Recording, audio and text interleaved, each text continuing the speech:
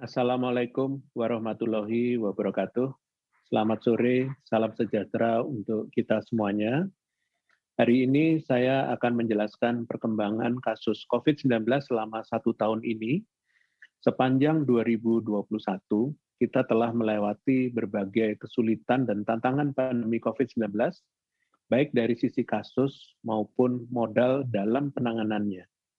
Sudah sepantasnya kita bersama-sama memetik pelajaran penanganan pandemi 1 tahun ini, terutama sebagai fondasi dalam memantapkan langkah bersama menuju 2022 yang produktif dan aman COVID. Apabila dilihat dari laju kasus positif di tahun ini, kita telah mengalami 2 kali lonjakan kasus. Lonjakan pertama bermula sejak akhir 2020, yang terus meningkat dan mencapai puncaknya pada tanggal 25 Januari 2021. Lonjakan kasus pertama ini berhasil diturunkan selama 15 minggu berturut-turut, terutama karena upaya pengendalian lonjakan tersebut dibarengi dengan kebijakan PPKM Mikro dan Posko pada tiap desa atau kelurahan. Kebijakan-kebijakan ini berperan dalam menurunnya kasus hingga sebesar 70,5% dari puncak kasus pertama dan mencapai titik kasus terendah pada pertengahan bulan Mei. Selanjutnya, kita mengalami lonjakan kedua yang puncaknya terjadi pada bulan Juli. Lonjakan ini disebabkan oleh adanya varian Delta yang diberi peluang untuk menular di tengah masyarakat melalui tingginya mobilitas selama periode Idul Fitri. Kebijakan peniadaan mudik nyatanya tidak cukup dalam menurunkan mobilitas penduduk di masa ini. Alhasil, kasus melonjak signifikan hingga mencapai puncaknya sebesar 1.200% dari titik terendah pada bulan Mei, hanya dalam waktu 9 minggu saja. Berkat usaha keras seluruh pihak, khususnya peran aktif masyarakat dalam menurunkan kasus, lonjakan kedua berhasil ditangani dan hingga saat ini kasus telah turun selama 23 minggu berturut-turut sejak puncak kedua. Terlebih lagi, kasus telah berhasil diturunkan hingga hampir 100%, yaitu 99,6%. Jauh lebih rendah dibandingkan penambahan kasus positif pada bulan Januari, bahkan lebih rendah dibandingkan periode sebelum lonjakan pertama. Artinya, jika kita bisa mencapai 100% penurunan dari puncak kasus tertinggi tersebut, atau 0,4% lagi, maka tidak ada lagi penambahan kasus positif dan kita dapat bebas dari COVID-19. Selaras dengan kasus positif, perkembangan baik juga teramati dari segi persentase kasus aktif, persentase kesembuhan, dan jumlah kematian. Persentase kasus aktif yang sempat mencapai puncaknya pada lonjakan kedua hingga sebesar 18,84%, saat ini hanya berada pada angka 0,11%. Sementara persentase kesembuhan yang pernah berada pada angka terendah yaitu 79,28%, telah berhasil ditingkatkan kembali pada saat ini angkanya sebesar 96,51%. Dan tak kalah penting, angka kematian. Sejak awal pandemi hingga saat ini, sudah terdapat 144.063 orang yang meninggal akibat COVID. Dan ini adalah angka yang sangat besar. Di dalamnya mungkin saja terdapat sanak saudara dan orang-orang tercinta kita yang turut berpulang akibat virus ini. Di tahun ini, angka kematian harian sempat mencapai titik tertinggi pada lonjakan kasus kedua, yaitu merenggut 2.048 nyawa orang-orang di sekitar kita dalam 1 hari saja. Saat ini, pertanggal 27 kemarin, jumlah orang yang meninggal harian karena COVID-19 telah turun drastis menjadi 8 orang dalam sehari, dan bahkan pernah mencapai angka terendah yaitu 1 kematian dalam sehari pada tanggal 28 November lalu. Meskipun angka kematian sudah berhasil ditekan hingga sangat kecil, nyawa tetaplah nyawa yang tidak tergantikan meskipun hanya 1 saja orang yang meninggal. Selanjutnya, apabila dilihat dari positivity rate, yaitu angka yang menunjukkan banyaknya orang yang terdeteksi positif dari keseluruhan orang yang dites, Indonesia juga dalam kondisi yang cukup baik. Setelah sebelumnya pada puncak kedua, angka positivity rate sempat mencapai 33,25%, saat ini telah mencapai angka 0,07%. Di akhir tahun ini, jumlah orang yang dites didominasi oleh kepentingan screening seperti untuk syarat perjalanan. Hal ini menunjukkan bahwa kebijakan testing sebagai syarat perjalanan efektif mendukung aktivitas masyarakat yang produktif, aman COVID, dengan menghindarkan penularan antar wilayah. Meskipun demikian, akan lebih baik lagi apabila di tahun yang akan datang, kita terus meningkatkan cakupan orang yang dites untuk tracing kontak erat dan testing pada orang bergejala. Adanya perbaikan kasus positif, aktif, sembuh, meninggal, hingga positivity rate sepanjang tahun 2021 ini tentunya tidak terlepas dari kontribusi seluruh lapisan masyarakat dan pemerintah. Tidak semua negara mampu untuk menghadapi pandemi COVID-19 ini dengan kuat dan tangguh, apalagi karakteristik Indonesia yang merupakan negara luas dengan jumlah penduduk yang tidak sedikit. Upaya-upaya yang telah dilakukan sepanjang tahun ini, yaitu peningkatan jumlah tempat tidur rumah sakit rujukan, laboratorium rujukan, fasilitas isolasi terpusat, serta posko tingkat desa atau kelurahan. Pertama, jumlah tempat tidur ruang isolasi dan ICU rumah sakit rujukan. Di awal tahun 2021, Indonesia hanya memiliki total 45.000 tempat tidur untuk COVID. Sementara saat ini, jumlah ini sudah ditingkatkan hingga 81.000 atau hampir 2 kali lipat. Selain itu, jika dilihat dari angka keterisian tempat tidur atau BOR, saat ini BOR isolasi hanya terisi 2,24% dan BOR ICU 3,88%. Kedua, jumlah laboratorium rujukan COVID-19 pada Januari 2021, jumlah laboratorium yang menjadi rujukan COVID-19 hanya sebesar 510. Sedangkan saat ini sudah berhasil ditambah hingga 902 atau hampir 2 kali lipat.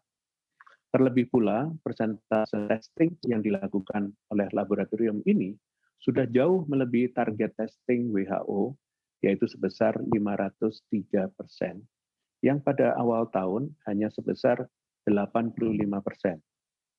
Bahkan saat ini kita memiliki lebih dari 23.000 fasilitas pemeriksa antigen yang tersebar di seluruh Indonesia. Ketiga, tempat tidur isolasi terpusat. Per Juli 2021, kita telah memiliki 20.000 tempat tidur isolasi terpusat yang tersebar di seluruh Indonesia. Tempat isolasi terpusat ini siap dan fleksibel untuk diaktifkan kembali ketika sewaktu-waktu dibutuhkan. Yang keempat, jumlah posko di desa atau kelurahan. Posko desa atau kelurahan ini menjadi alat pengawasan kita hingga di titik terendah di seluruh wilayah di Indonesia. Sepanjang tahun 2021, kita berhasil menggerakkan pembentukan 29.000 posko. Artinya 35,81% dari total desa atau kelurahan di Indonesia telah memiliki posko. Angka ini tentunya masih harus terus ditingkatkan, mengingat posko merupakan garda terdepan di tingkat mikro dalam penanganan COVID-19. Semua modal yang kita miliki dan berhasil kita tingkatkan ini menunjukkan kemampuan adaptasi, kesigapan, dan resiliensi seluruh lapisan masyarakat Indonesia dalam penanganan pandemi. Hal inilah yang menjadi modal penting bagi kita untuk terus bertahan melawan tantangan pandemi yang dinamis, termasuk varian Omikron yang saat ini kita hadapi, dan bahkan keluar dari pandemi COVID-19 ini di masa yang akan datang. Semoga kilas balik ini menjadi pengingat bagi kita semua bahwa lonjakan kasus adalah hal yang mudah terjadi apabila kita lengah. Terlebih pula terdapat faktor-faktor lain yang lebih sulit kita kendalikan, seperti munculnya varian baru. Ketika sudah terjadi, lonjakan kasus membutuhkan waktu yang lebih lama untuk dapat turun. Hal yang sulit adalah mencegah kenaikan kasus dengan mempertahankan upaya-upaya pengendalian COVID yang seimbang dengan aktivitas masyarakat yang produktif, aman COVID, di tengah kondisi kasus yang sedang terkendali. Kendati demikian, semoga menjelang tahun yang baru ini, kita tetap mengingat betapa besar dampak lonjakan kasus, terutama terhadap kondisi ekonomi masyarakat. Mempertahankan kasus agar tetap rendah dan mengendalikan kenaikan kasus sedini mungkin masih harus menjadi fokus utama kita di tahun yang akan datang. Selanjutnya, saya akan mengajak masyarakat Indonesia untuk kembali mengingat berbagai perjuangan yang telah kita lalui selama setahun belakangan ini. Berbagai peristiwa yang dinamis serta kebijakan yang adaptif ini sedikit banyak mempengaruhi kehidupan masyarakat. Untuk itu, diharapkan kumpulan peristiwa ini dapat menjadi refleksi dan penyemangat kita untuk tetap menjaga semangat dan konsistensi melawan COVID-19. Kita dapat melihat perkembangannya setiap momen penting dalam penanganan COVID-19 selama tahun 2021 dengan berfokus pada tiap aspeknya, di antaranya yang pertama, terkait pengendalian aktivitas masyarakat. Pemerintah telah melakukan berbagai macam modifikasi pengendalian aktivitas masyarakat. Misalnya, untuk pengendalian COVID-19 per daerah, awalnya sempat dilakukan PPKM Jawa Bali pada bulan Januari hingga Februari pada beberapa kabupaten kota tertentu yang mengalami kenaikan kasus, lalu disesuaikan dengan perspektif mikro sebagai penanganan di hulu dengan penerapan PPKM mikro dan pembentukan posko desa atau kelurahan. Lalu, saat terjadi transmisi komunitas yang menyebabkan ledakan kasus atau gelombang kedua di bulan Juli, sehingga mendesak adanya pengetatan melalui PPKM darurat dan pengetatan PPKM mikro atau disebut mikro lockdown. Setelah kasus konsisten turun dan dibutuhkannya pemulihan ekonomi masyarakat secara cepat, di mana di tahun ini berada di rentang 3,7 sampai dengan 4,5, maka ditetapkanlah instrumen pengendalian aktivitas masyarakat yang berkelanjutan dengan pendekatan level kabupaten kota untuk menimbang seberapa besar pengetat longgaran pengendalian di kabupaten atau kota. Khusus bagi hari raya besar atau waktu libur yang sangat potensial menyumbang kenaikan kasus, maka pemerintah menyusun skenario pengendalian sesuai kondisi kasus saat ini. Pada setiap peraturan yang dibuat, perencanaannya dilakukan jauh-jauh hari dan melibatkan lintas kementerian lembaga untuk kesiapan implementasi kebijakan yang sigap. Yang kedua, terkait kebijakan mobilitas. Baik mobilitas di dalam negeri maupun luar negeri sangat penting diatur demi mencegah lonjakan kasus akibat perluasan penularan dari satu wilayah ke wilayah lain, baik di dalam satu negara, bahkan lintas negara. Kita amat menyadari bagaimana dinamisnya kebijakan mobilitas, di mana prinsipnya diubah sebagai bentuk upaya cepat tanggap dengan mengamati kondisi kasus nasional dan global, kesiapan sarana dan prasarana asal dan tujuan perjalanan, riwayat vaksinasi pelaku perjalanan, serta arus perjalanan saat itu. Yang ketiga, terkait mutasi dan varian virus. Pertama kali spesimen bervarian alfa, beta, dan delta ditemukan di Indonesia pada awal tahun, sedangkan varian Omikron baru saja dideteksi di akhir tahun ini.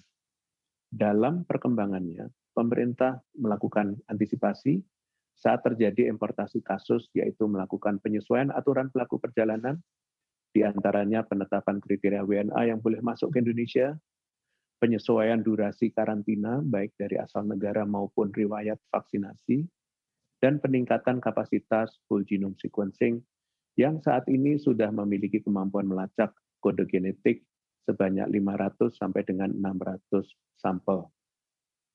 Selain mencegah masuknya varian dari luar wilayah, varian baru juga berpotensi muncul di dalam negeri. Potensi munculnya varian baru ini sebanding dengan tingginya tingkat penularan di masyarakat. Dalam hal ini, Indonesia berupaya keras mengendalikan kasus hingga sampai pada level yang cukup rendah seperti saat ini, sehingga sampai sejauh ini kita belum menjadi kontributor timbulnya varian baru yang lebih memberatkan kondisi pandemi di dunia. Keempat, terkait dengan vaksinasi. Indonesia memulai penyuntikan perdana kepada Presiden dan beberapa pejabat publik pada awal bulan Januari. Lalu selanjutnya di bulan Februari, pelaksanaannya mulai bertahap dilakukan berdasarkan skala prioritas masyarakat, menimbang kerentanan kelompok terpapar COVID-19. Pada bulan selanjutnya, demi menjamin ketersediaan vaksin jangka panjang, serta mendorong kemandirian anak bangsa, pemerintah menetapkan kandidat vaksin merah putih untuk didukung sepenuhnya rangkaian proses produksi serta hilirisasinya. Lalu di bulan Mei, untuk mempercepat laju vaksinasi, pemerintah juga bermitra dengan pihak swasta seperti sektor industri untuk menjadi penyelenggara vaksinasi atau melaksanakan vaksinasi gotong royong. Akhirnya di akhir tahun ini, Indonesia mencapai target vaksinasi oleh WHO di mana 70% populasinya telah divaksin dosis pertama dan 40% populasi telah divaksin dosis kedua. Kita berharap pengalaman selama setahun ke depan menjadi pembelajaran ke depan agar kita dalam lebih antisipatif mencegah kemunculan kasus. Kasus yang terkendali saat ini adalah hasil pengendalian COVID-19 melalui berbagai modifikasi perilaku masyarakat serta kekebalan komunitas akibat vaksinasi maupun kekebalan akibat infeksi. Dengan ini, pemerintah hendak mengucapkan terima kasih pada seluruh elemen masyarakat yang tidak kenal lelah ikut serta mencegah penularan COVID-19. Selain itu, pemerintah juga hendak mengucapkan bela sungkawa kepada ribuan orang yang telah meninggal akibat COVID-19. Semoga kita semua yang masih sehat dan bertahan dapat melanjutkan estafet perlawanan kepada COVID-19. Namun, perlu diingat, walaupun pemerintah telah mengagendakan rencana transisi Indonesia menuju endemi COVID-19, namun virus COVID-19 masih ada di berbagai belahan dunia.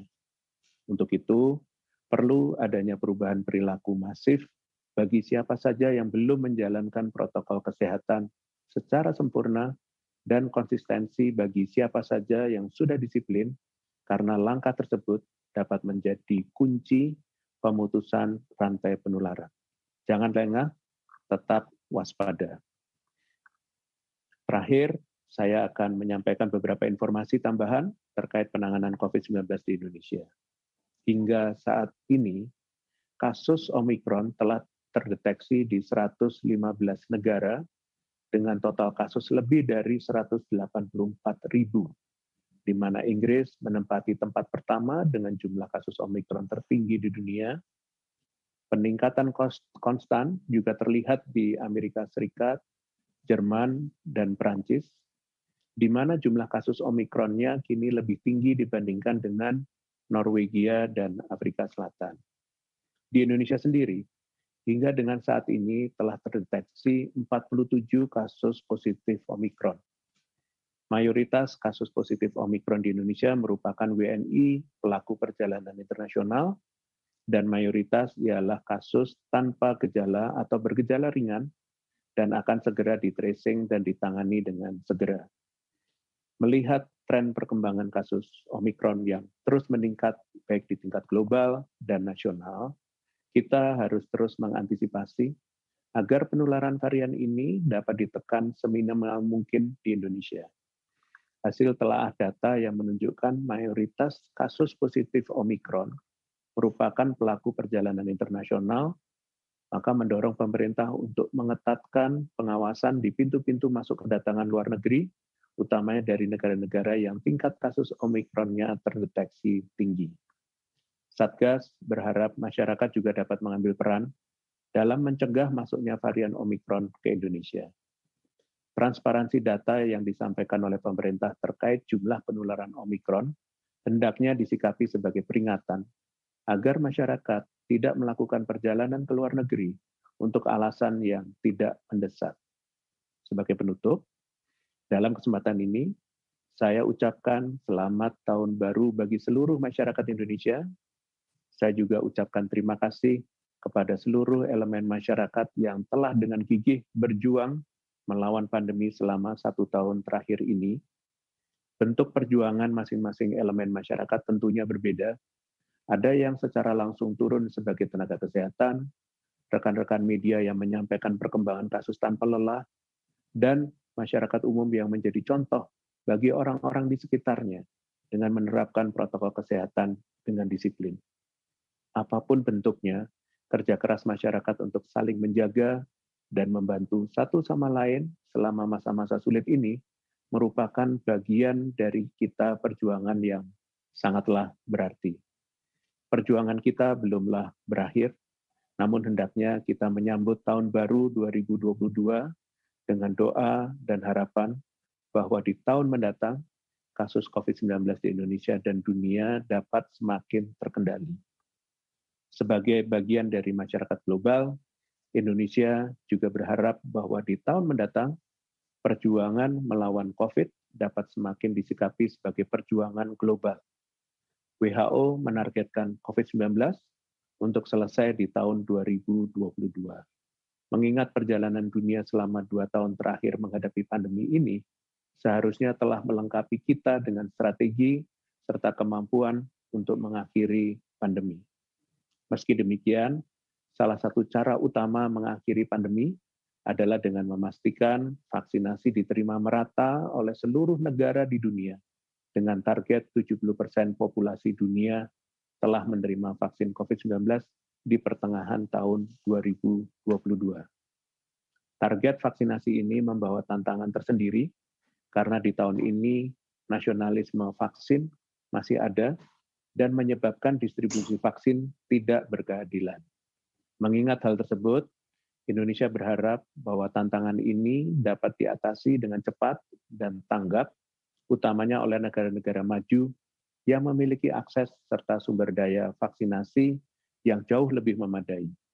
Hendaknya, seluruh bagian dari masyarakat global dapat bekerja sama dengan menjunjung rasa kemanusiaan agar perjuangan global melawan COVID-19 ini dapat kita menangkan di tahun 2022.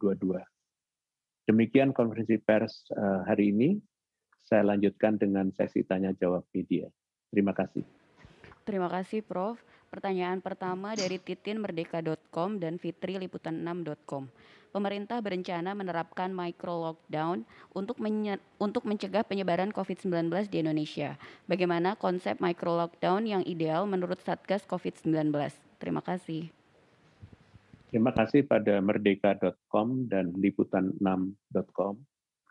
Pada prinsipnya, penanganan COVID-19 yang baik ialah yang menjangkau dari hulu sampai hilir sumber penularan COVID-19.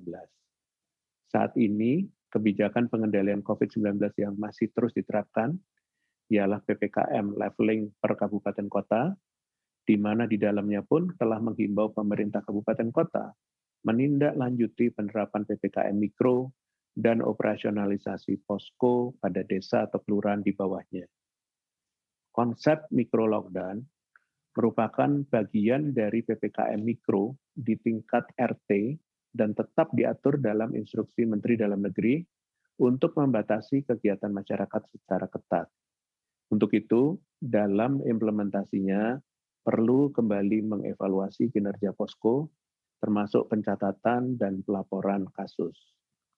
Untuk itu, mohon kembali setiap pemerintah daerah mengevaluasi kinerja posko di masing-masing desa dan kelurahan, dan masyarakat pun perlu ikut berpartisipasi agar implementasi kebijakan dapat berjalan baik di lapangan.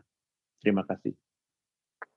Pertanyaan terakhir dari Nafilah Detik.com dan Fitri Liputan6.com. Izin meminta tanggapan terkait klaim pasien Omikron yang lolos dari Wisma Atlet disebut sempat bepergian ke ruang publik. Apakah benar demikian?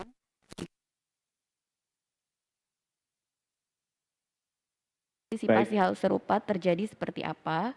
Terima kasih, Prof. Baik, terima kasih kepada detik.com dan liputan6.com. Semua pelaku perjalanan luar negeri yang melakukan karantina di Wisma Atlet telah menjalankan karantina sesuai prosedur dan tidak diperbolehkan untuk keluar jika belum dinyatakan negatif pada saat exit test. Satgas menegaskan seluruh pelaku perjalanan wajib menjalankan karantina sesuai kebijakan yang berlaku dimanapun karantina dilakukan. Saat ini, fokus pemerintah ialah melakukan evaluasi berkelanjutan terkait pengawasan karantina sesuai surat edaran Satgas yang berlaku. Terima kasih. Baik, dengan demikian konferensi pers pada sore hari ini berakhir. Terima kasih atas perhatiannya. Selamat sore. Wassalamualaikum warahmatullahi wabarakatuh.